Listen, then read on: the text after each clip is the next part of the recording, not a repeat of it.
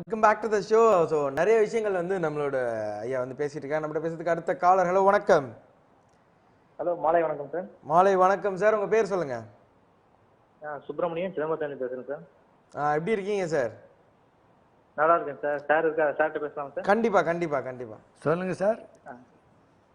Sir வணக்கம் sir. வணக்கம்ங்க. வணக்கங்க. நல்லா இருக்கீங்களா சார்? நல்லா இருக்கேன் சார். உங்களுடைய உங்களுடைய ஆசீர்வாதத்தில் நல்லா இருக்கேன் சார். நான் சின்ன பையன் சார். சின்ன பையனா இருந்தால் எண்ணங்கள் பெருசாக இருந்தால் ஓகே இல்லையா? சார் நீங்க தான் சார் ஒரு வாழ்த்து சொல்லணும். எனக்கு 24 வயசு தான் சார். நீங்க பெரியவங்க, லெஜண்ட். நீங்கள் நல்லா வருவீங்க, நல்ல பொசிஷனுக்கு வருவீங்க. அதுதான் என்னுடைய வாழ்த்துக்கள் சார். சார் உங்களோட கலாட்டா கல்யாணம் படம் ஒரு 15 தடவை பார்த்துருக்கோம் சார். பா சார், கலாட்டா கல்யாணம் படம் வந்து 15 தடவைக்கு மேல. Galatta Kalyanam sir. Okay okay okay sir. Okay okay. படம் ஆரம்பத்திலிருந்து முடிவு வரைக்கும் சூப்பர் காமெடி சார் படம். Thank you thank you. ஸ்ரீதர் சாரோட காதலிக்கு நேரம் இல்லை அடுத்தது Galatta Kalyanam sir. Full comedy பண்ணும் sir. Thank you sir. Thank you thank you. நீங்கள் சார் நாகேஷ் சார் சார் நீங்கள் அனுபவம் புதுமையான ஒரு படம் பார்த்துருந்தா நல்லா இருந்திருக்கு சார். அது ரொம்ப புது டைப் ஆஃப் ஸ்டோரி. இப்போ மறுபடியும் எங்கள் டிவியில் வந்தால் கொஞ்சம் பாருங்கள். Okay sir. சார் நாகேஷ் சார்கிட்டையும் சோ சார்கிட்டையும் ஒர்க் பண்ண அனுபவம் சொல்ல முடியுமா சார்? யாரோட சார்? நாகேஷா? நாகேஷ் சார்கிட்டையும் சோ சார்கிட்டையும் ஒர்க் பண்ண அனுபவம் சொல்ல முடியுமா சார்? நாகேஷ் வந்து முதல் வந்து நெஞ்சில் ஒரு இடத்துல, அதுக்கப்புறம் ஏதோ ஒரு சீனு 2 சீன் இப்படி தான் பண்ணிட்டு இருக்கிற மாதிரி. அவன் பாலாஜி ட்ரூப்பில் வந்து ஆக்ட் பண்ணிட்டு இருந்த மாதிரி. டைரக்டர் ஒரு நாள் போய் அந்த ட்ராமாவுக்கு போனார். அவனுடைய பர்ஃபார்மன்ஸ் பார்த்தோன்னே அவருக்கு பிடிச்சி போச்சு. நெஞ்சில் ஒரு அழி வந்து அவர் ஸ்ரீதர் வந்து மறுபடியும் பண்ண ஒரு புதுமை. ஒரே செட்டில் 30 நாளில் அன்றைக்கெல்லாம் வந்து ஒரு படம் எடுக்கிறது வந்து படம் எடுக்கணுன்னா 1 வருஷம் 1.5 வருஷம் ஆகும். அதை அந்த இதை மாற்றி காட்டி 30 நாளில் ஒரு படத்தை எடுத்து முடித்தார். அதில் வந்து அதுக்கப்புறம் நான் கேட்டேன், இவ்வளோ சீக்கிரமாக எடுக்கிறீங்களே எப்படி அப்படின்னு. டேய், நம்ம கதை ஸ்ட்ராங்காக இருந்தால் நம்மளை யாரும் ஒன்றும் பண்ண முடியாதுடா. அவருக்கு அந்த நம்பிக்கை இருக்குது. அந்த கதை மேலே உள்ள ஒரு இது அவருடைய கதைகள் எல்லாமே புதுசாக இருக்கும். அதுதான் அவர் வந்து தன்னை நம்புறதை விட தன்னுடைய கதைகளை நம்பினார். அந்த நெஞ்சிராலயத்தில் வந்து நாகேஷ் அது ட்ராமாவில் பார்த்தோன்னே பிடிச்சி போய் அவனை வந்து நெஞ்சிராலயத்தில் சேர்த்தார். அப்போ வந்து நானும் அவனை வந்து ரொம்ப ஃப்ரெண்ட்ஷிப்பாக பழகலாம். அவன் ஒரு நடிகன் புதுசாக வரணுங்கிறதுல நாங்கள் 2 பேரும் வந்து நாங்களாம் ஆஃபீஸில் டேபிள் டென்னிஸ் ஆடுவோம். அவன் ஆடுவான், நானும் ஆடுவான். நாங்கள் 2 பேரும் போய் டோர்னமெண்ட்லலாம் அட்டன் பண்ணியிருக்கோம். அந்த பீரியடில் நான் டபுள்ஸ் போவோம், ஆடுவோம். அந்த அளவுக்கு நாங்கள் ரொம்ப ஒர்க் பண்ணியிருக்கோம். என்னுடைய பல படங்களுக்கு வந்து அவன் ஒர்க் பண்ணியிருக்கான். அவன் வாழ்க்கையில் ரொம்ப ரொம்ப துன்பமான நேரம், ரொம்ப கஷ்டமான நேரங்களில் கூட எந்த படத்துக்கு வந்து வராமல் இருக்க மாட்டான். பர்டிகுலராக வந்து பண்ணிவிட்டு அதுக்கப்புறம் தனியாக போய் கொஞ்ச நேரம் அழுதுட்டு அதுக்கப்புறம் தான் வீட்டுக்கு போவான். அந்த மாதிரி வந்து அவனுடைய லைஃப், பர்சனல் லைஃப் எடுத்துகிட்டால் ரொம்ப சோகமான ஒரு வாழ்க்கை. பட் சினிமாக்குன்னு வந்தான்னா அவனுடைய ஜோக்ஸ், அவனுடைய இன்டெலிஜென்ஸ் அதெல்லாம் மறக்கவே முடியாது. டைலாக் ரைட்டர் எழுதி கொடுத்ததை விட அதை இம்ப்ரூவ் பண்ணுறதுல பிரமாதம். நம்ம டைலாக்ல வந்து காமெடி டைலாக்னா வந்து சித்ராலயா கோபுவோட யாரும் பெட்டராக எழுத முடியாது. அவன் கோபுக்கிட்ட டைலாக் மட்டும் கரெக்டாக சொல்லுவான். ஏதாவது 1-2 இருந்தால் கூட எக்ஸ்ட்ரா சொன்னேன்னா கோபு ரொம்ப நல்லா இருக்குடா அப்படின்னா ஓகே கண்டினியூ பண்ணுவான். இல்லை கோபு திட்டா சரி கோபுன்னு சொல்லி அட்ஜஸ்ட் பண்ணிக்குவான். அவனுக்கு டைமிங் சென்ஸ் எனக்கு தெரிஞ்சு அவன் ஒரு ரொம்ப இன்டெலிஜென்ட் ஃபெலோ. அவன் இன்டெலிஜென்ட் காமெடி. அதுக்கப்புறம் ஷோ டிஃப்ரெண்ட் டைப். ஷோ வந்து சட்டையர், காமெடிங்கிறத விட சட்டையர் தான். ஷோ வந்து எனக்கு ரொம்ப ஃப்ரெண்ட்லினா நாகேஷ் ஒரு டைப் ஆஃப் ஃப்ரெண்டுன்னா ஷோ இன்னொரு டைப் ஆஃப் ஃப்ரெண்டு. ஏன்னா நான் கடைசி சாகரத்துக்கு 4 நாள் முன்னாடி கூட ஷோவோட பேசிட்டு பழகிட்டு வந்திருக்கேன். அது ஹாஸ்பிட்டலில் சேர்கிறதுக்கு முன்னாடி கூட மனவிட்டு பேசுவோம். பல பேர் வந்து அவனுக்கு கிட்ட உடம்பு சரியில்லாத போது யாரும் போக முடியாது. பட் என்ன மாதிரி ஒருத்தர் 2 பேர் ஒரு நேராக உள்ளே போய் அவங்ககிட்ட கொஞ்ச நாள் பேசிட்டு வந்துட முடியும். அந்த அளவுக்கு நாங்கள் 2 பேரும் ரொம்ப நெருக்கமாக பழகினோம்.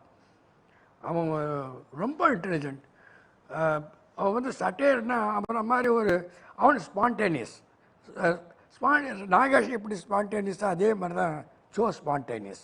எனக்கு அவங்க 2 பேருக்கும் அது ஒரு 2 பேரும் ஒன்றா தான் கம்பேர் பண்ணேன் நான். இவன் பெட்டரா அவன் பெட்டரான்னு கேட்டால் நான் வந்து யார் பெட்டர் என்னால் சொல்ல முடியாது. ஆனால் மற்றவங்களோட கம்பேர் பண்ணும்போது ஸோ நாகேஷ் மாதிரி யாரும் வர முடியாது அப்படிங்கிறத நான் தைரியமாக சொல்லலாம். ஓகே. ஸோ வந்து சிவாஜி சார் கூட வந்து நிறைய படங்கள் நீங்கள் பண்ணியிருக்கீங்க. எம்ஜிஆர் சார் கூட ஏன் சார் அந்த மாதிரி படங்கள் நீங்கள் பண்ணலை? இது ஒரு இக்கட்டான கேள்வி சார். இந்த கேள்விக்கு பதில் சொல்லணும்னா ரொம்ப கஷ்டம். பட் எப்படின்னா, எனக்கு மைண்டில் வந்து எனக்கு வாழ்க்கை கொடுத்த சிவாஜி அப்படிங்கிறதுனால நிறைய படங்கள் சிவாஜி பண்ணதுனால 1 2 சான்ஸ் வந்தது. ஏன்னா எம்ஜிஆர் வந்து ஒரு நல்ல டெக்னீஷியன்னா அவர்கிட்ட வந்து என்ன ஒன்று கிட்ட போய் சேரலாம். அவருக்கும் வந்து ஒரு நல்ல டெக்னீஷியன் தெரிஞ்சால் உடனே படம் கொடுப்பார்.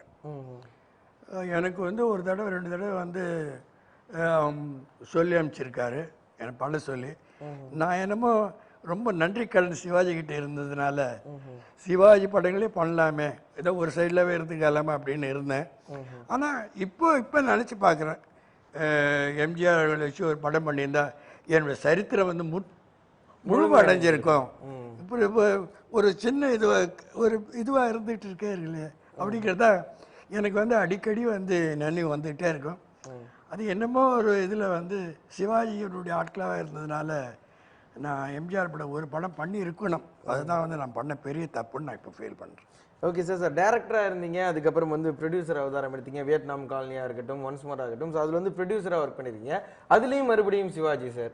ஸோ இது வந்து சிவாஜி சார் கொடுத்த ஐடியாங்களா? ப்ரொடியூசர் வந்து நீங்கள் ப்ரொடியூஸ் பண்ணலாம் அப்படின்ற மாதிரி சிவாஜி சாரோட உறுதுணையில் வந்த ஐடியாங்களா, இல்லை பரவாயில்ல நம்ம வந்து ப்ரொடியூஸ் பண்ணலாம் அப்படின்ற எடுத்த முடிவா? நீங்கள் தனிப்பட்ட முறையில் எடுத்து முடிவா? இல்லை, அதில் என்ன அப்படின்னா வந்து நான் வந்து டைரக்ஷனுக்காக படம் பண்ணிட்டு வேணாம், ரொம்ப வயசாகி போச்சு, இனிமேல் வேண்டான்னு சொல்லி டிசைட் பண்ணிட்டு அப்புறம் வந்து ஒரு படம் முதல்ல ஒரு படம் பண்ணேன். இந்த பிரபு நான் இன்ட்ரடியூஸ் பண்ண பிரபு வச்சு ஒரு படம் வியட்நாம் காலனின்னு ஒரு படம் பண்ணேன்.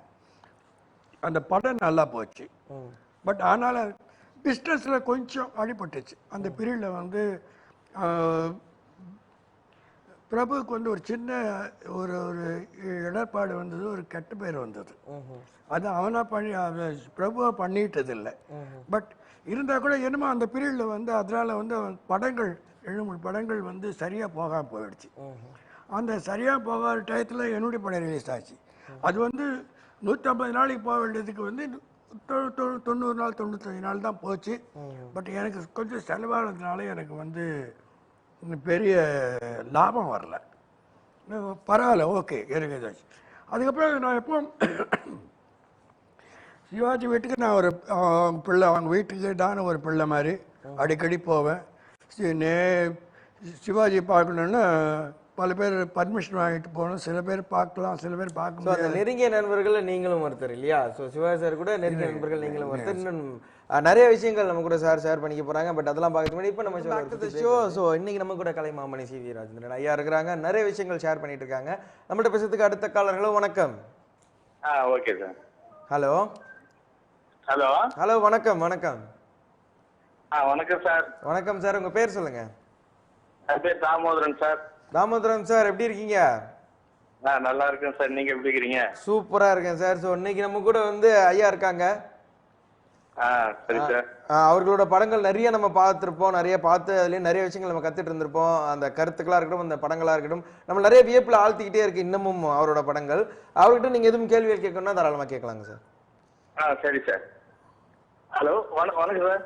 சொல்லுங்க சார். சாருக்கு எனக்கு கொடுங்க சார். சார் தான் பேசுறாங்க, சொல்லுங்க. நான் தான் பேசுறேன் சார், சொல்லுங்க. நல்லா இருக்கேன் சார். சொல்லுங்க. வாய்ஸ் அப்படியே இருக்கு சாருக்கு. அந்த வயசுல இருந்து அப்படியே இருக்கு, வாய்ஸ் மாறல. இந்த வயசுல உங்க வாய்ஸ் மாறல, கிணீர் கிணீர்னே இருக்கு. அப்படியா? ரொம்ப தேங்க்ஸ். சொல்லுங்க சொல்லுங்க. ஹலோ சார் வணக்கம் சார். அதான் நீங்க டிவி பார்த்து பேசாதீங்க. டிவி பார்த்து பேசுனீங்க அப்படின்னா கான்சன்ட்ரேஷன் மிஸ் ஆகும். நீங்க டைரக்டா போன்ல கான்சன்ட்ரேட் பண்ணி பேசுங்க. சரி சரி, குறைச்சிட்டேன் sir, volume குறைச்சிட்டேன் sir.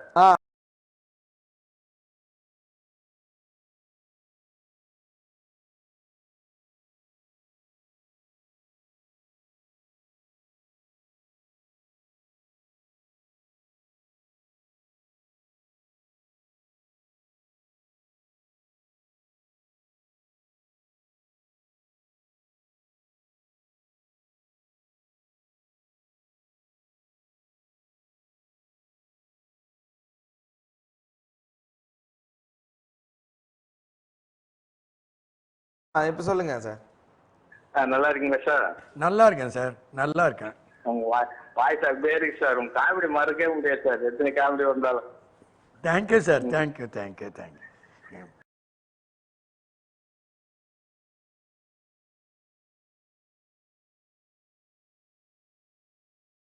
Okay sir, thank you so much for calling. ரொம்ப அழகாக பேசுனாங்க. பதட்டத்தில் அதான் எல்லாருக்கும் என்ன பேசுறது அப்படின்னு தெரியாத மாதிரி பேசிட்டு இருக்காங்க. ஓகே, இப்போ நீங்கள் சொல்லுங்கள் சார். இப்போ வந்து நிறைய புதிய இளைஞர்கள் நிறைய பேர் வந்து நிறைய படங்கள்லாம் எடுத்துகிட்டு இருக்காங்க. அப்படி இருக்கும்போது அப்போ இருக்க காலகட்டத்துக்கும் இப்போ இருக்கிற படங்களுக்கும் அந்த டிஃப்ரென்ஸ் எப்படி நீங்கள் பார்க்குறீங்க சார்?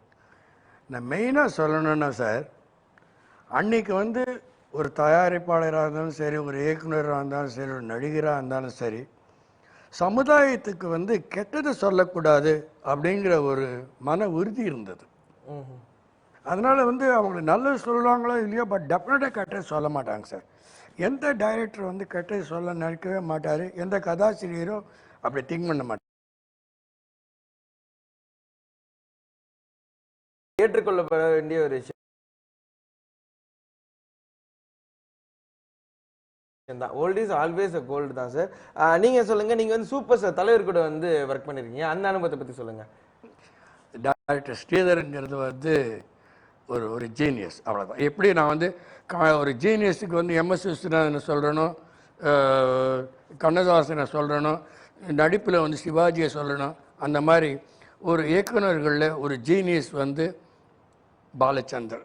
இவர் பாலச்சந்தர், பாரதி ராஜா, யாராக இருந்தாலும் அவங்க மானசீக குரு யாருன்னு கேட்டிங்கன்னா ஸ்ரீதரன் தான் சொல்லுவாங்க. அந்த அளவுக்கு வந்து அவர் தமிழ் சினிமாவே மாற்றி காட்டினார்.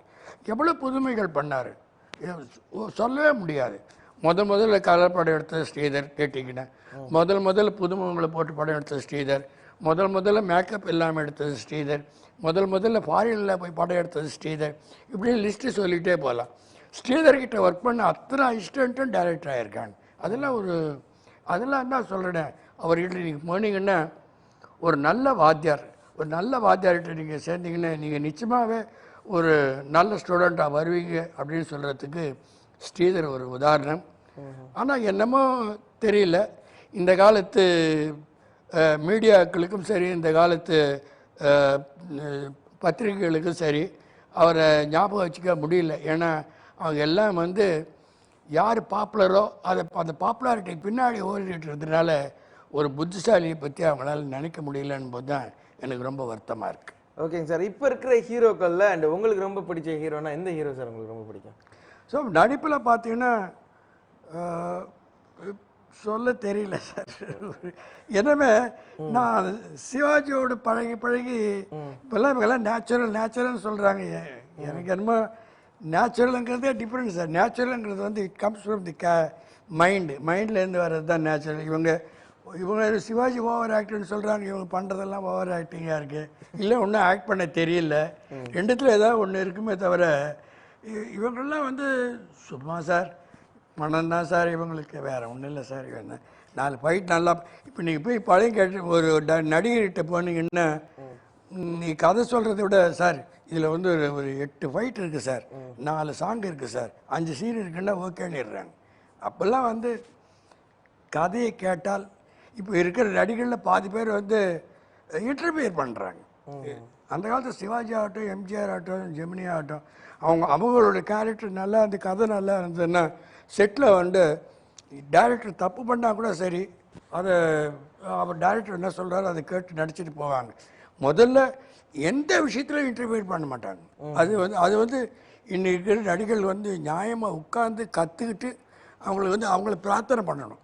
நான் உங்களை மாதிரியே இருக்கணும், இவங்களை மாதிரியே இருப்போம் அப்படின்னு சபதம் எடுத்துக்கிட்டா, அதை தவிர இந்த இண்டஸ்ட்ரி உருப்படாது. எல்லா நடிகர்களுமே வந்து இன்டர்ஃபியரன்ஸ் சார். அது என்னென்னு புரிய மாட்டேங்குது. என்னோட லைஃப்பில் நான் ஒரு விஷயம், நான் 3வது படம் ஒரு டைரக்டர்கிட்ட போனேன், ஒரு நடிகர்கிட்ட போனேன். பரவாயில்லையா? ஒரு நடிகர்கிட்ட போனேன். அவர்கிட்ட போகும்போது முதல்ல சார் நீ பெரிய டைரக்டர் சார், நீ என்ன சொல்கிறீங்களோ கேட்குறேன்னாரு.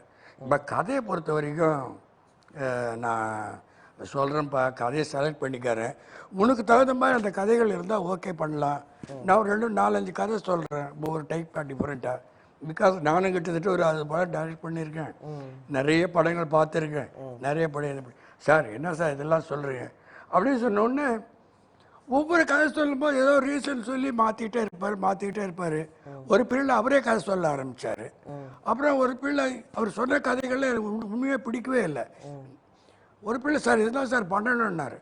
நானும் கூப்பிட்டு ஐயோ என்னையா விளையாடுற நீ, நான் வந்து என் லைஃப்பில் வந்து ஒரு 30,000-40,000 புக்ஸ் படிச்சிருப்பேன், ஒரு 10,000 படம் பண்ணியிருப்பேன், எனக்கே ஜட்ஜ்மெண்ட் வருதா இல்லையான்னு பயமாக இருக்குது. நீ ஒரு கேசட்டை பார்த்துட்டு இந்த படம் எடுக்கலங்கிறிய, பணம் போடுறவன் நான், வட்டிக்கு வாங்குறவன் நான், உன்னை நம்பி நான் பணம் போட்ட நாளைக்கு படம் ஃப்ளாப் ஆச்சு, அதுக்கு ஆன்சர் சொல்லியா, அந்த என்னுடைய லாஸ்ட்டில் நீ கொடுப்பியா போயா அப்படின்னு சொல்லிட்டு நீ எனக்கு படத்தில் ஆக்ட் பண்ண வேணான்ட்டேன்.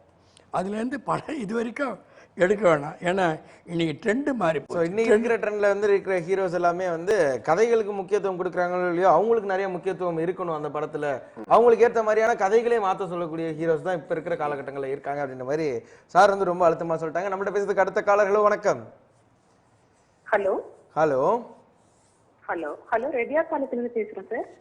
சொல்லுங்கம்மா. வணக்கம். உங்கள் பேர் சொல்லுங்க. எங்கள் பேர் ஷீலா சார். ஷீலாமா சொல்லுங்க. நீங்க நம்ம கூட வந்து சார் இருக்காங்க, சார்கிட்ட எதுவும் நீங்க பேசணும்னா தாராளமா பேசலாம். அம்மா சொல்லுங்கம்மா. ஓகே. ஹலோ சார், உங்க படம்லாம் பார்த்துருக்கோம் சார், ரொம்ப சூப்பராக இருக்கு சார், பழைய படம் அந்த கதையெல்லாம். தேங்க்யூம்மா. சொல்லுமா.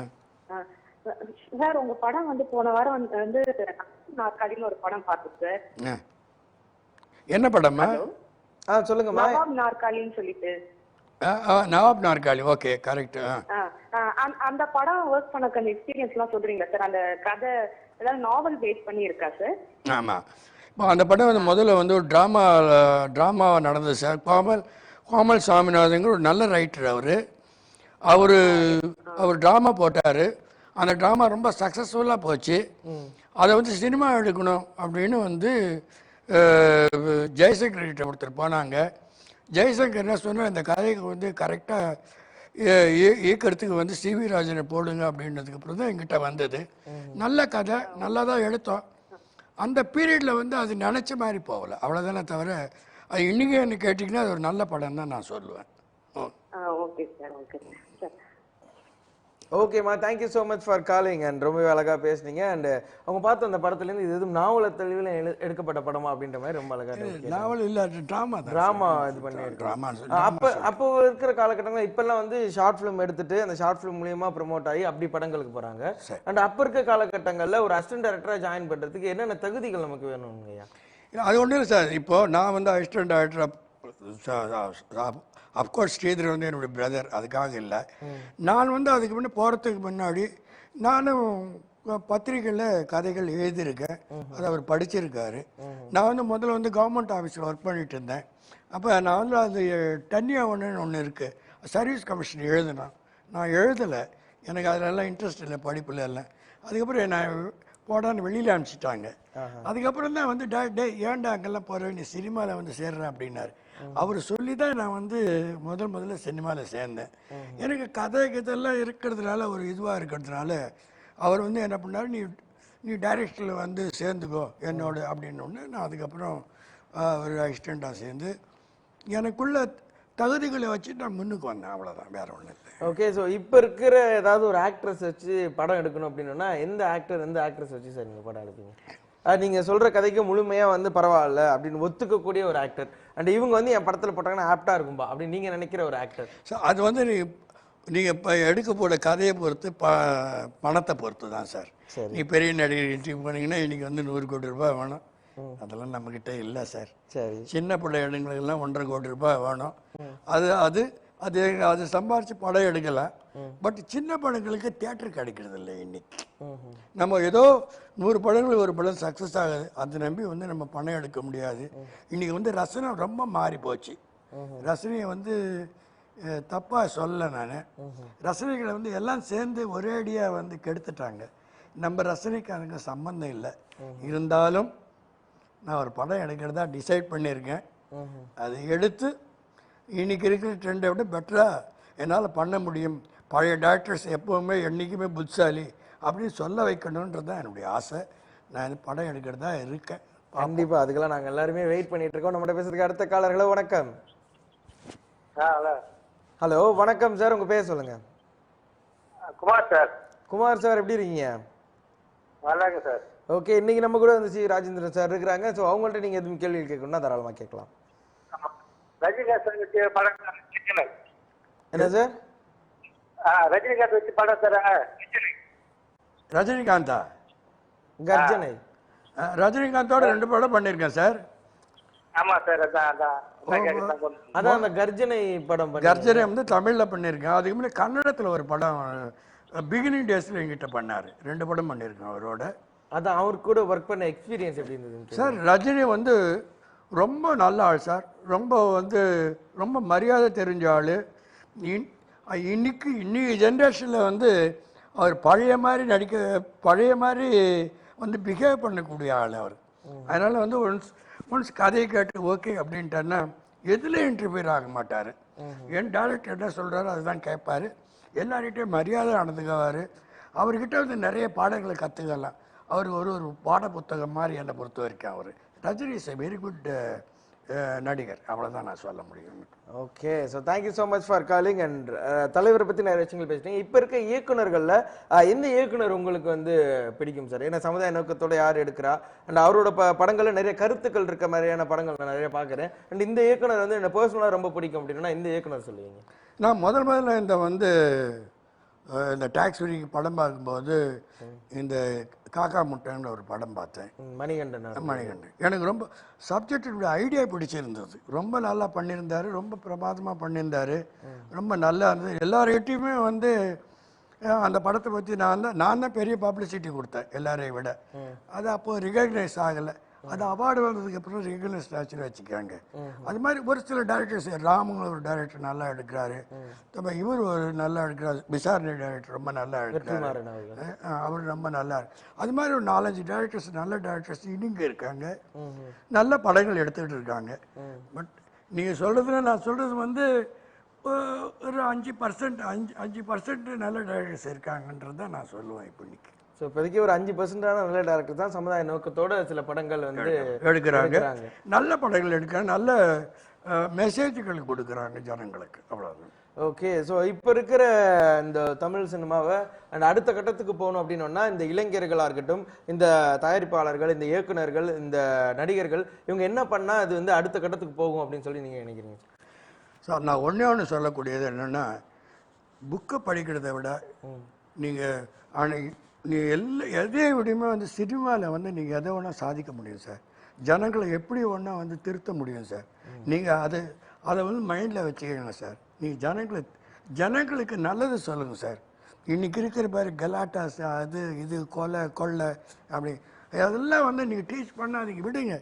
நீங்கள் அதே உங்களுக்கு பகவத்கீதை சொல்லணுமோ, குரானை சொல்லணுமோ, இல்லை பைபிளை சொல்லணுமோன்னு சொல்ல, நல்ல விஷயங்களை சொல்லுங்கள்.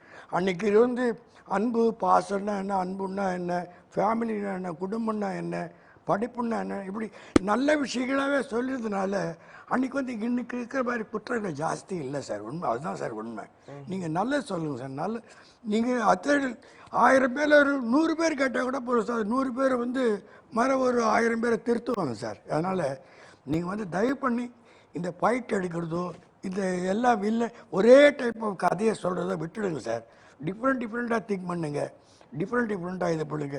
அதே மாதிரி பார்க்கக்கூடிய ரசிகர்களுக்கு நான் வந்து மன்றாடி கேட்டுக்கிறேன். நல்ல விஷயமுள்ள படமாக இருந்தால் பாருங்கள்.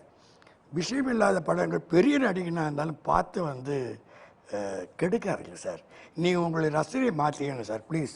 அப்போ தான் வந்து சார் சமுதாயத்தில் வந்து நீங்கள் ஒன்றும் நீங்கள் அரசியல் பண்ண வேண்டாம், ஒன்றும் பண்ண வேண்டாம், நீங்கள் போலீஸ்காரனாக இருக்க வேண்டாம், ஒன்றுமா இருக்கு. ஒரு நல்ல ரசிகராக இருந்தால் போகிறோம் சார். சமுதாயத்தை நீங்கள் நிச்சயமாக திருத்தலாம். அதுதான் என்னுடைய தாழ்மையான அபிப்பிராயம்.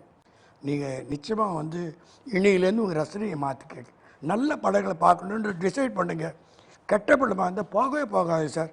அந்த உலகத்தில் வந்து எவ்வளோ பெரிய நடிகராக நடித்தாலும் சரி, அதை நீங்கள் பார்க்க மாட்டேன்னு நீங்கள் சபதம் எடுத்துக்கணும். ஒரு சின்ன நடிகர் நடித்தாலும் நல்ல விஷயத்தில் இருக்குன்னா நீங்கள் அப்ரிஷியேட் பண்ணுங்கள். 10 தடவை போய் பாருங்கள். அவங்க அந்த மாதிரி படங்களுக்கு வந்து கலெக்ஷன் ஜாஸ்தியாச்சுன்னா எல்லாருமே அந்த மாதிரி படங்கள் நிறைய அதுக்கப்புறம் வர ஆரம்பிக்கும். சமுதாயம் கொஞ்சம் கொஞ்சமாக திருத்துது சார். திருத்துறது உங்ககிட்ட தான் இருக்குது. அதை எடுக்கிறது வந்து சினிமா இன்றைக்கு சினிமா உலகத்தில் அதை ட்ரை பண்ணணும் அப்படின்னு தான் நான் சொல்கிறேன். ஸோ நல்ல படங்களை வரவேற்றீங்க அப்படின்னோன்னா கண்டிப்பாக அடுத்தடுத்து நிறைய நல்ல படங்கள் உங்களுக்காக வந்துகிட்டே இருக்கும் அப்படின்னு சொல்லிட்டு ஐயா வந்து ரொம்ப அழகாக சொன்னாங்க. Thank you so much for coming sir. And இன்னைக்கு வந்து இந்த 1 hour வந்து ரொம்பவே சிறப்பாக எங்களுக்கு கொண்டு போனீங்க. கிட்டத்தட்ட அந்த 60s 70s இருக்கிற நிறைய நினைவுகள் எங்களுக்காக நீங்கள் ஷேர் பண்ணீங்க. கண்டிப்பாக எல்லாருக்குமே இந்த ஷோ வந்து ரொம்ப பிடிச்சிருக்கும். அண்ட் ரொம்ப நன்றிங்க ஐயா. பிடிக்கணும்னு தான் அப்படி ஆசை சார். நிச்சயமாக பிடிச்சிருக்கணும் நானும் நம்புகிறேன். Okay, thank you sir. Thank you sir. Thank you. ரொம்ப உங்கள் எல்லாருக்கும் நன்றி.